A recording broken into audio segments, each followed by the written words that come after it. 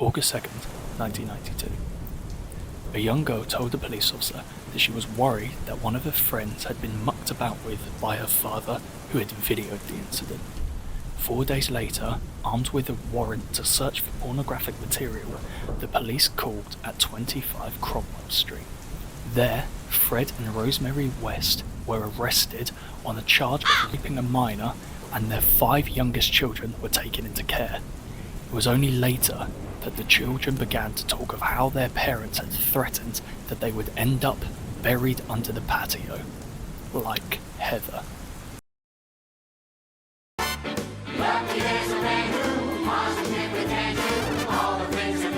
It's training time. Hello, fellow flesh and bone. It's been a while. This video is taking me ages to make. Script writing was a pain and just so much. We have our lovely display of who we're talking about today, Fred and Rosemary West. Before we start this video, a lot got in the way of making this, a lot of life problems, a lot of uni, stuff like that. And as you can see, I'm not looking at the camera because that screen is not working. Bruh.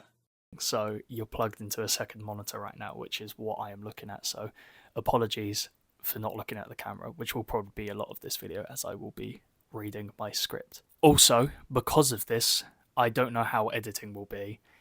Might be better, might be worse. So in the hopes to get this video out on time, I'm hoping this will be a bit of a Halloween special. Maybe a bit before, maybe on Halloween. Hopefully something to do with it being dropped on Halloween. So in regard of trying to get this done on time and get it out on time, I might be stuttering and censoring words. If words are quoted, I will say them and censor them. If not, then I might replace words. So the M word and the K word for someone might be changed to removing or removed to try and censor myself a bit more for this video to be easier for me to edit. There's also a lot of essay talk in this, so if you're sensitive to that, obviously click off now or be wary. But also in regard to that, I might be changing words like the R word to taken advantage of to try and work around having to censor so much. Obviously, I didn't think that the editing process would be too much when writing this script, so I might be reading see, I just did it then. Okay, I'm going to try not to be swearing so much as well. So yeah, when I wrote this, like, 4 months ago now, 5 months ago, something like that, Jesus Christ, I obviously didn't plan for this, so I might be stuttering over words a little bit to try and think of something to work around. With all that said, we will go into the video. Today's video is on the House of Horrors and the awful crimes of one of England's most horrific murderous couples, Fred and Rosemary West. Their span of horror lasted for 28 years, starting in 1967 to 1995. Although their crimes ended in 87, they were confirmed of having removed 12 women, with the police that were at the house on Cromwell Street describing it as so disgusting and so vile and so difficult to handle. All of the West's victims were young females, with Fred known to have removed at least 2 on his own, and Rosemary removing Fred's stepdaughter on her own. This case stands out from others because of numerous reasons, such as it was a couple who were just as horrific as each other. A lot of the time, in crimes, Ian Brady and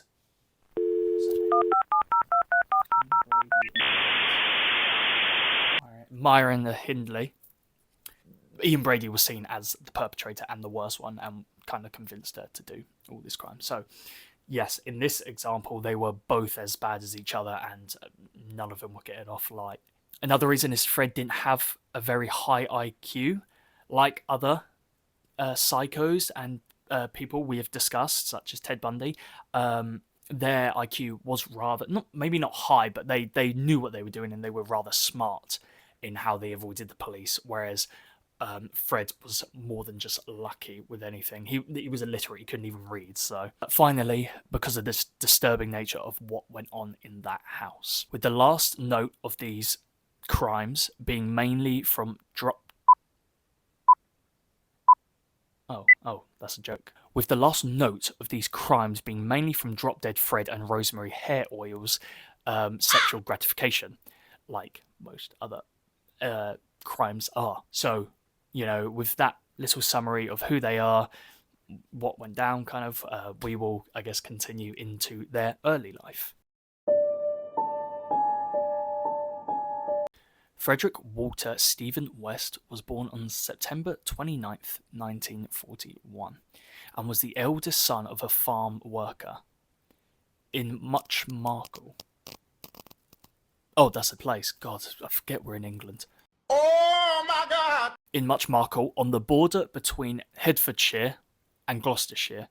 His parents, Walter Stephen West and Daisy Hannah Hill, were a poor family, with his father being a disciplinarian and his mother being overprotective of him. Fred was his mother's favourite and was known as a mother's boy, while he relied on his siblings for companionship. Classmates later recalled Fred as scruffy, dim, lethargic, and regularly in trouble. Fred remained illiterate throughout school, however, showed a real passion for woodwork and artwork. Fred later claims that he had been SA'd by his mother at age 12, that he had engaged in acts of bestiality in his early teens, and his belief that incest was normal stemmed from his father's incest with Fred's sisters. Okay, we are in for a doozy today. Holy. Fred's youngest brother, Doug, dismissed these claims as fantasy.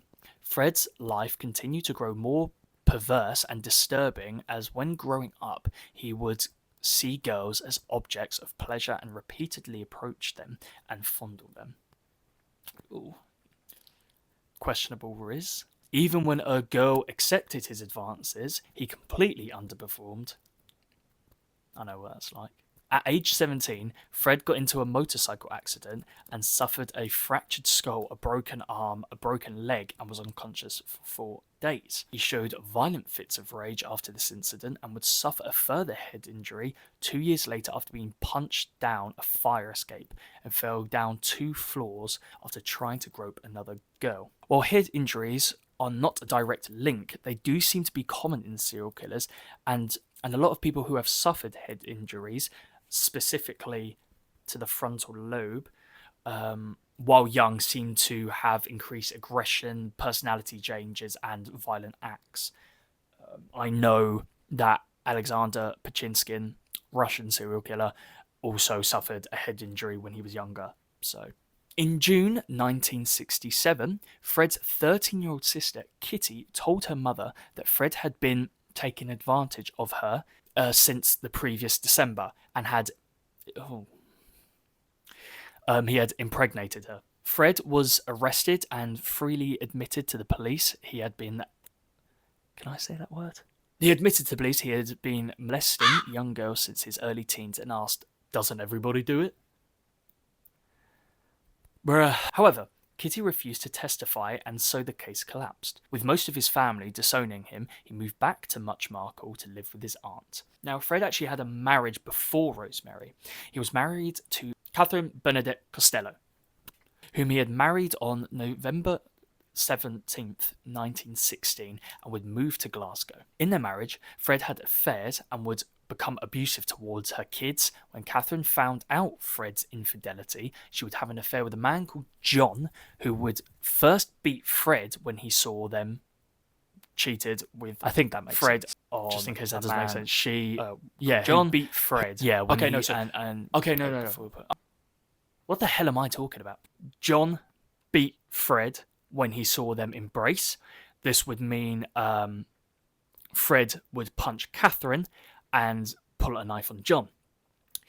John would then beat Fred again after finding out Fred beat Catherine, and again beat him after seeing Fred strike a girl around the head for asking for some ice cream from his ice cream van. Speaking of Fred's van, he would run over and remove a small boy. He was somehow cleared of all wrongdoings by the police. Some solid police work, Glasgow's finest at work there. However, he was worried about the backlash he would receive from the public, who he made his living off of, and so he moved back to Gloucestershire. Fred continued to show his violent side with multiple women and children he lived with, and so his wife, Rena, with the help of John, tried to leave with her children. However, after an altercation and the police being involved, she left for Scotland, leaving the children with Fred. Now, one woman, Anne McFall, a friend of their nanny, had met with the West previously and came down to Gloucestershire with them. At this point, she became infatuated with Fred and likely told Fred of his wife's plans to escape. In July 1967, McFall, who was 18 and 8 months pregnant with Fred's child, vanished. She was never reported missing. However, her dismembered remains were found buried in a cornfield in 1994. Her limbs had been carefully disarticulated and she was missing many phalanges, finger bones, likely kept as trophies. Her unborn child may have also been cut from her womb. Fred initially denied his involvement, but later he said he stabbed her to death following an argument, although this explanation is inconsistent as her wrists were found with sections of dressing gown cord wrapped around them, suggesting she was bound before her demise. Now, moving on to Rosemary Letts and her first encounter with Fred West. They first encountered each other in 1969. Nice. Shortly after Rosemary's 15th birthday. They were both waiting for the same bus, and initially she was repulsed by the scruffy 27-year-old. However, she soon was flattered by him after the attention she received over the following days. Although initially declining to go on a date with Fred, she eventually allowed a date with him. Whilst in a relationship, Rose was initially caring and sweet to Fred's children, Charmaine and Anne-Marie, after noticing they were neglected. Rose left her job and became a nanny for Fred, introduced him to her family, whom were not happy with her choice of partner. I wonder why. Maybe it was the fact he was 10 years older, maybe it was the fact he was illiterate, or maybe it was the fact he was a murderer. I mean, you guys choose. Quick, brief life of Rose, as this is about both partners. Rosemary Pauline Letts was born to William Andrew Bill Letts and Daisy Gwendoline Fuller in Northam, Devon. She was the fifth of 7 children born into a poor family. Her mother was depressed and received electroconvulsive therapy whilst pregnant. As a teenager, her parents separated and she lived with her mother for 6 months, then moved to live with her father in Gloucestershire. Her father was a diagnosed schizophrenic and was prone to extreme violence and repeatedly essayed Letts and her oldest sister Patricia. Rosemary herself would also repeatedly molest her younger brothers during puberty. God, I don't want to say they were meant for each other, but fuck me. With the early life of the couple out of the way, we will go on to their relationship. Gloucestershire Social Services would arrive to see why a 15-year-old was dating an older man, on top of the fact that there were rumours she had engaged in prostitution at his caravan. In response, Rose was placed in a home for troubled teenagers in Cheltenham in August 1969. 69 joke. When she was allowed to leave on the weekends to see her family, she would take this opportunity to visit Fred. When she was released from her home, she would return to her parents. This is when Fred was serving time for petty theft and unpaid fines. Once released, Rose would move into a flat with Fred, and shortly after, Fred collected Charmaine and Anne-Marie from social services. Bill, remember that guy, made one final attempt to stop his daughter from seeing Fred, and Rose was examined by a police surgeon in 1970 who confirmed she was pregnant.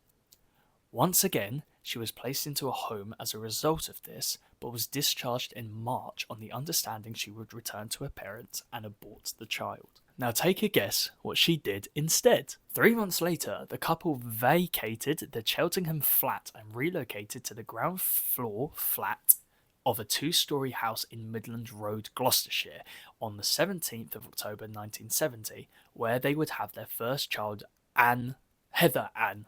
Apologies.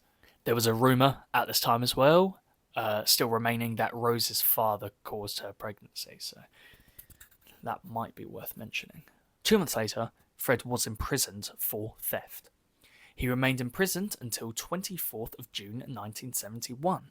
As he served this 6.5-month sentence, Rose, who had just turned 17, looked after the 3 girls with Charmaine and Anne-Marie, being told to refer to Rose as their mother.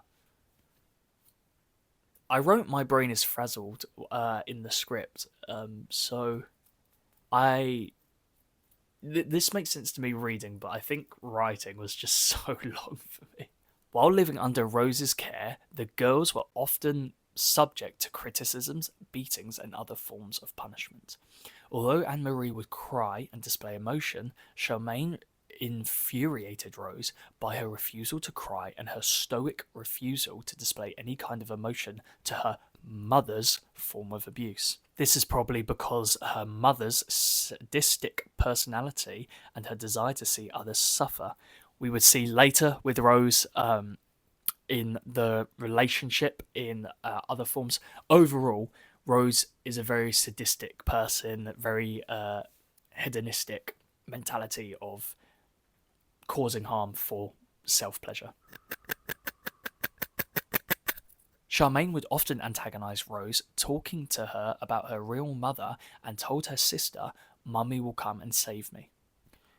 On one occasion, a childhood friend recounted a time she entered the home uninvited to see Charmaine naked, standing upon a chair, gagged, with her hands bound behind her back with a belt, as Rose stood alongside the child with a large wooden spoon. Oh my god, bro. On the 29th of January 1972, Fred and Rosemary married. No family or friends were invited apart from Fred's brother John, who acted as best man. Several months later, with Rose pregnant with their second child, the couple moved from Midland Road to an address nearby, 25 Cromwell Street. An important note about this house is that although the upstairs were converted into bedsits, only Fred and his family had access to the garden. On the 1st of June, Rose gave birth to a second daughter. The date of her birth led Fred and Rose to name the child May June.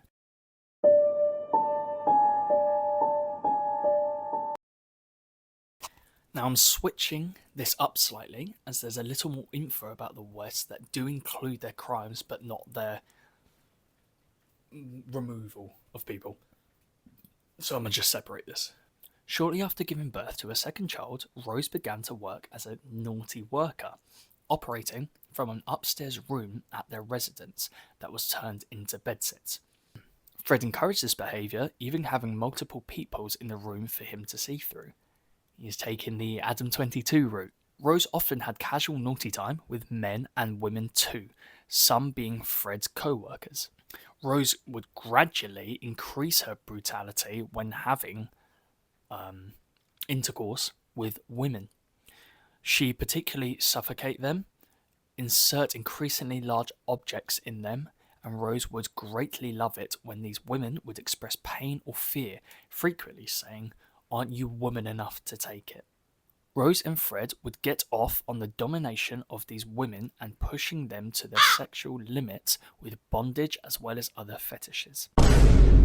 These sexual deviants gathered a large collection of bondage and restraining devices, magazines, and photographs, later expanding this collection to include videos depicting bestiality and graphic child SA. This room, called Rose's room, had a private bar inside and a red light outside which let the house know when Rose was to not be disturbed.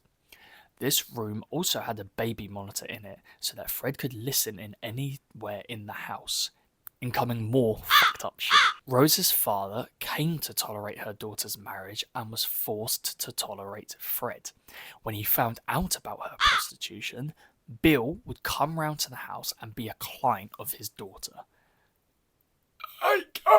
By 1983, Rose gave birth to 8 children, at least 3 being from clients.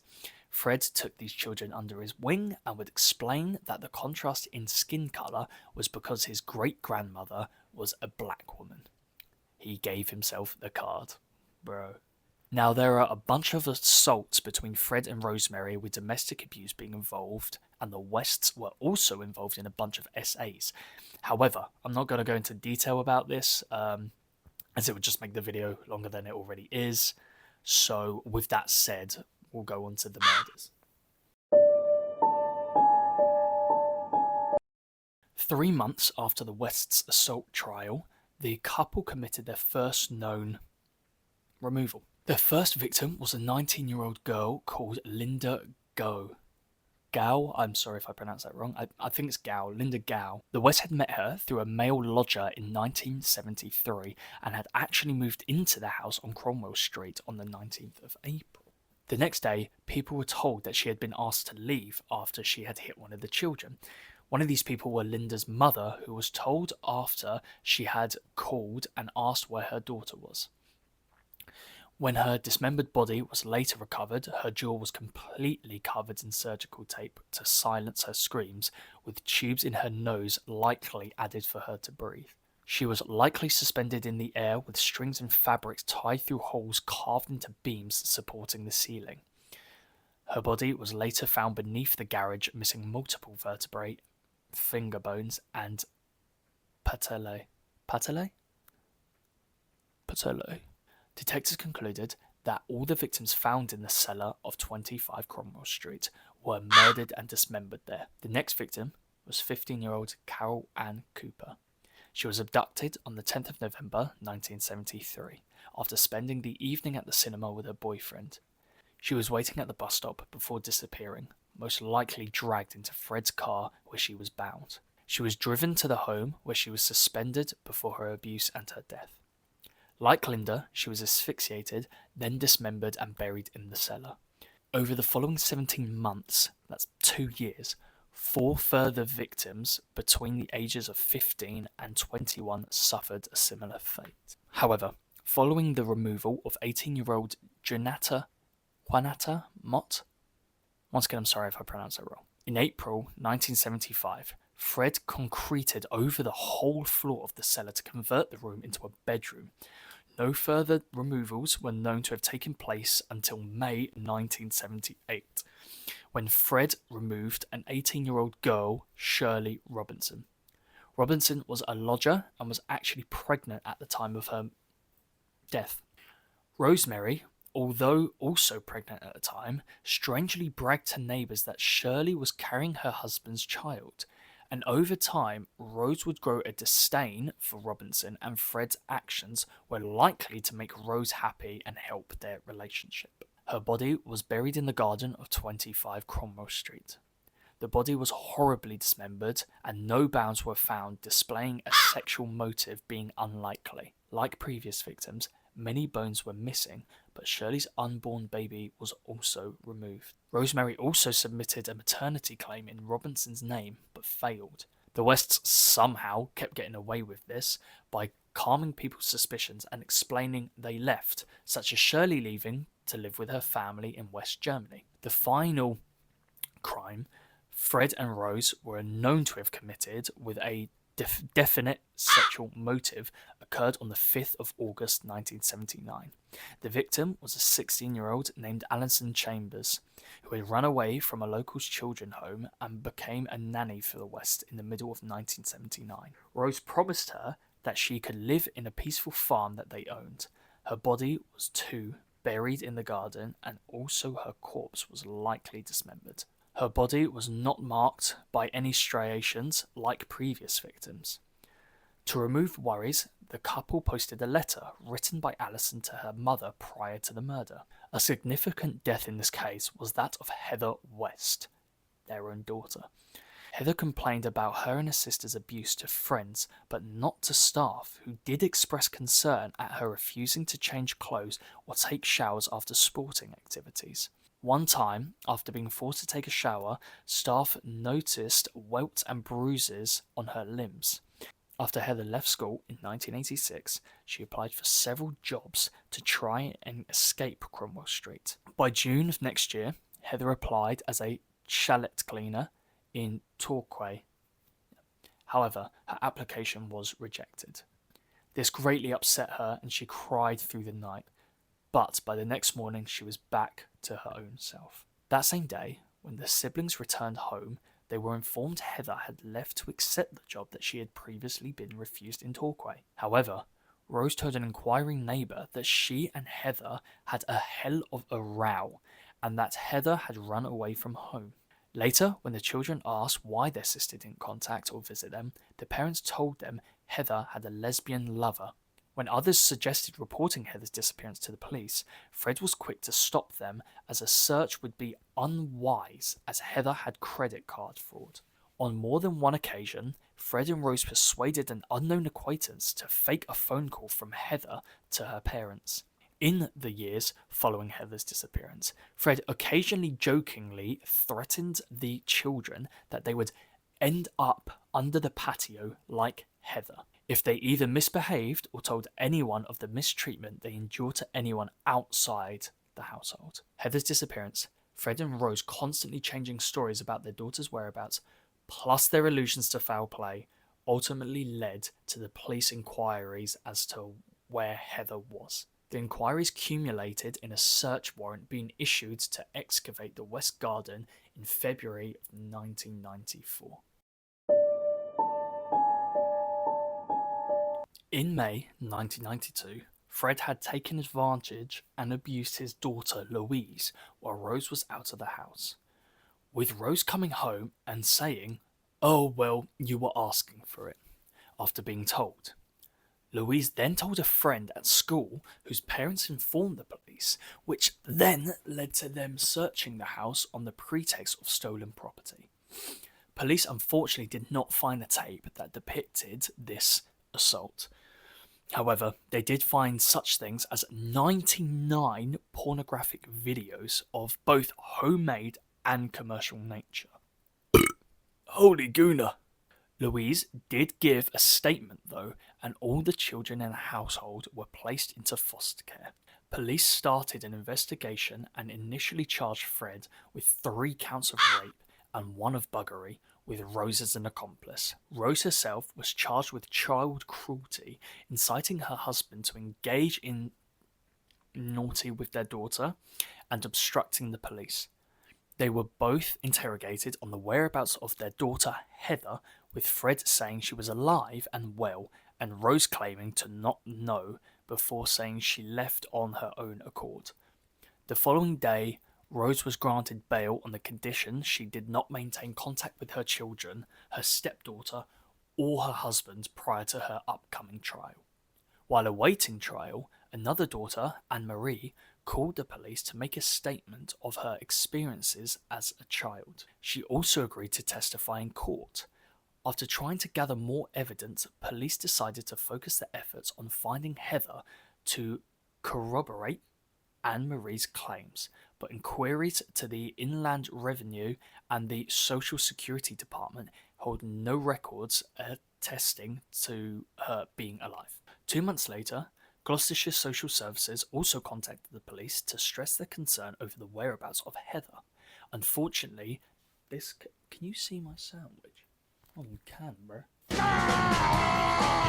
Unfortunately, this case fell apart when both of the daughters decided to withdraw their statements, with Anne-Marie further clarifying that her mother, Rena, and half-sister Charmaine were still missing. Fortunately, though, the children stayed in care away from their parents.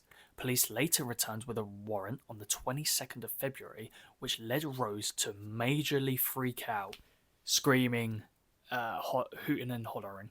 Their eldest son, Steve, contacted Fred, who was out working, and when arriving 3 hours later, he joined his wife in this freakout.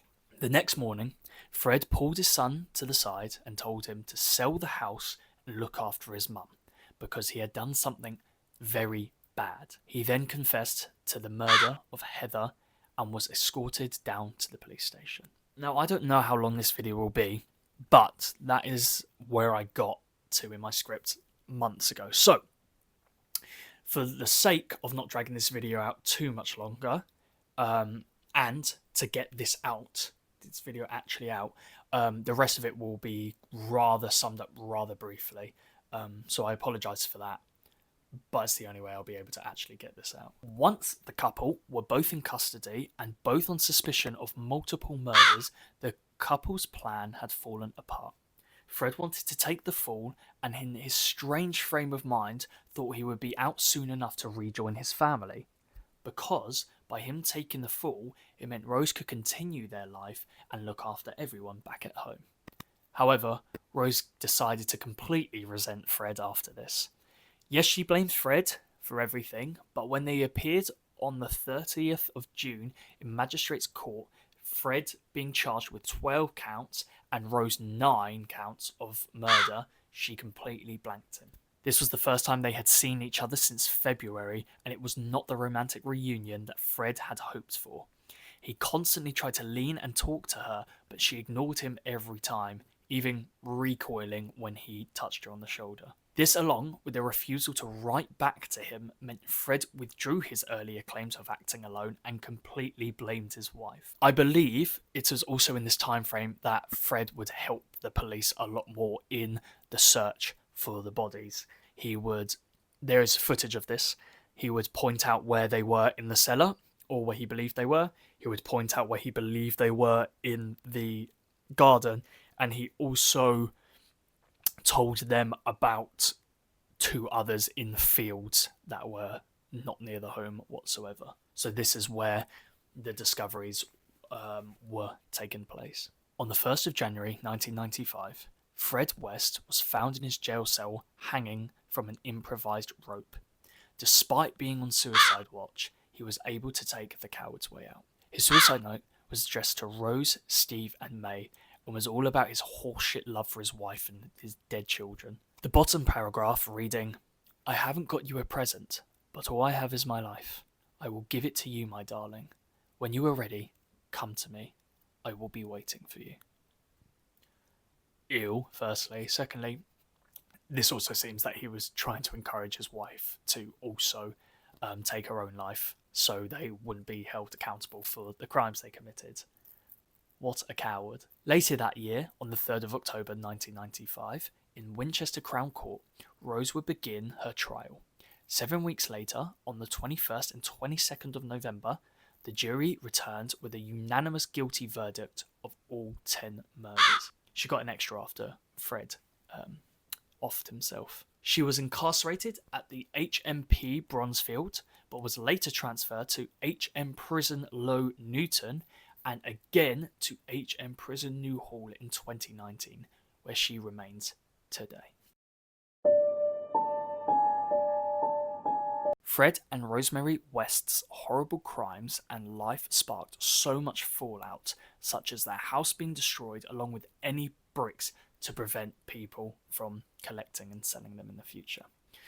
Fred's youngest brother killed himself while being on trial for taking advantage of women, and one of the West's younger children also committed suicide in a suspected drug overdose in 2020 after fighting addiction for years. That might be loud. Hairline reveal. Future drained here.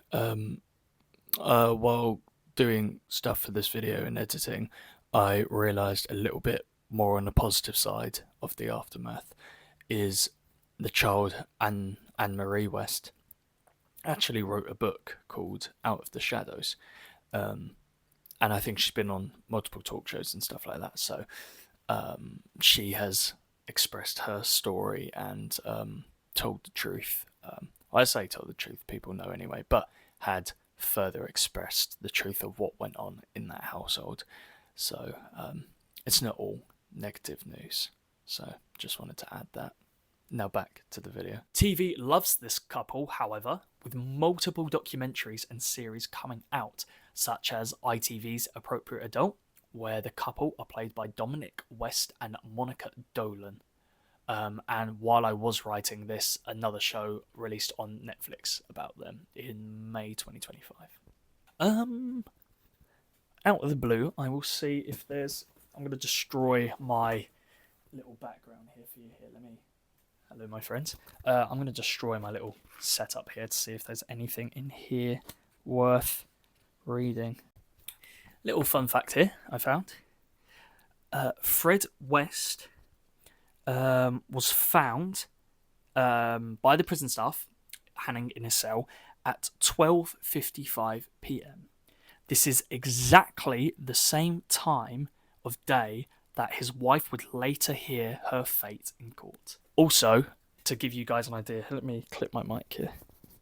To give you guys an idea of how much info there is on here, this is page 1 of the book. This is Encyclopedia of Serial Killers, by the way.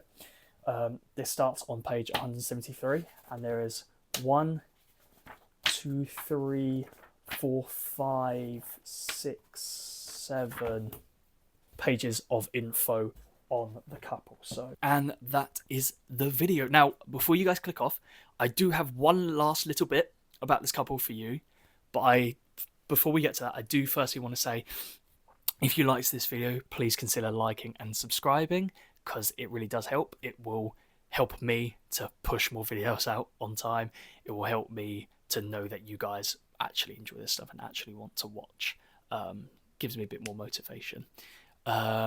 Comment if there's anything you'd like to see in the future, any particular things. It doesn't even have to be about serial killers or crime, you know. Just if you comment something and I agree and I think it's interesting, then I will make a video on it. So thank you so much for your patience on this. Thank you for all your support. So yes, please like and subscribe. Thank you so much for everything. Now, with that out the way, I wanted to mention the song Evil by Interpol. This song was made back in 2004. Big up 2004. The music video features a puppet fans called Norman and the aftermath of a car crash. Now, although the band Interpol has denied the story, it was a popular theory that this song was based off of Fred and Rosemary West.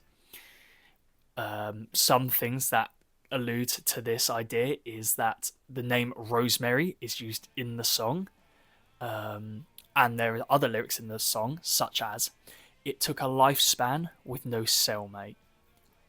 Another one reading, "But hey, who's on trial?" Another reading, "I could take you places, do you need a new man?"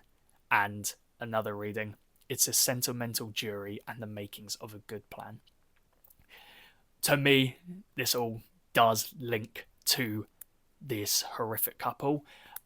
Specifically, the fact of the name Rosemary being used, but also, "But hey, who's on trial?" which obviously could allude to the fact that Fred didn't stand trial for his crimes. The theory is that this is a song about the couple, and it is from Fred's viewpoint after he had taken his own life, and he is speaking to his wife. It's a really good song, actually. It's actually a really good song. I actually recommend you give it to a listen. Really, I actually love it. So highly recommend. You should definitely give it a listen. Thank you so much again for watching. I hope this video was worth the wait. Holy wait. Thank you so much again for watching. Make sure to like and subscribe. Check out my other videos. You never know, you might like them. Thank you, thank you, thank you. And with all that, be safe out there, because you never know who's out there.